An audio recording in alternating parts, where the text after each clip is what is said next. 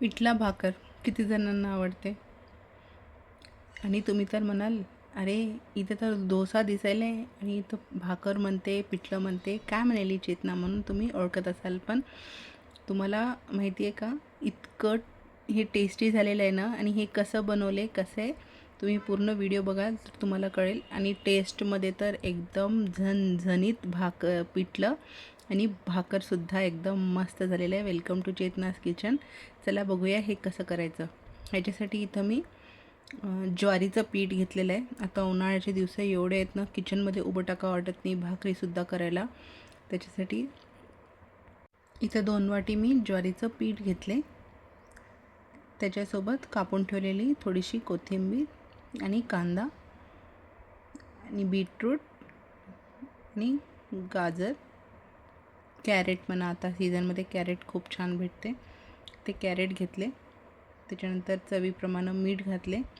आणि आपण आंबीलसाठी पीठ कसं भिजवतो ना, त्या कन्सिस्टन्सीमध्ये, नाहीतर डोसेचं बॅटर कसं असते त्या कन्सिस्टन्सीमध्ये पाणी घालून घेऊन आपल्याला बॅटर तयार करून ठेवून घ्यायचे. त्याच्यानंतर तव्यावर आपण डोसा कसं घालतो तर थोडंसंच तेल घालून स्प्रेड करून घ्यायचे. आणि जे म्हणतील ना मी भाकर खाणार नाही, मला आवडत नाही, त्यांनीसुद्धा 2-2 3-3 खातील. आणि इतकं टेस्टी झालेलं आहे. ह्याच्यामध्ये खूप फायबर आहे. भाकरीचं पीठ, ज्वारीचं पीठ तर सगळ्यांना चांगलंच असते. आणि भाकरी ज्यांना येत नाहीत ना, त्यांनी ह्याप्रमाणे तुम्ही घालून बघितलं तर त्यांनी रोज हेच रेसिपी मागतात, गॅरंटी आहे. आणि इतकं टेस्टी झालेलं आहे ना. त्याच्यासोबत आपण पिठलं बनवणार आहोत आता. पिठल्यासाठी सिंपल इन्ग्रेडियंट्स आहेत: कांदा, कोथिंबीर, टमाटा, कढीपत्ता, हे सगळं कापून घ्यायचं. आणि मेन आहे लसूण आणि जिरं. लसूण आणि जिरं असं कुटून घ्यायचं चांगल्या प्रमाणात.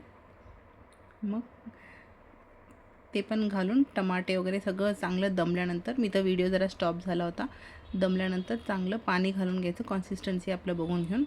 मग चण्याची पीठ घेऊन असं ते जसं शिजू लागलं ना, पाणी, मीठ मिरची सगळं टेस्ट बघून घ्यायचं.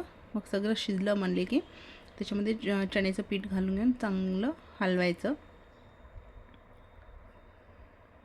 हेच थोडं अवघड वाटते, पण करत गेल तसं तुम्हाला प्रॅक्टिस होईल आणि येईल. आणि हा पिठलं खाऊन बघितल्यानंतर तुम्ही केलेलं पिठलं तुम्ही विसरून जाताल, इतकं टेस्टी आहे हे पिठलं. नेक्स्ट व्हिडिओमध्ये भेटूया.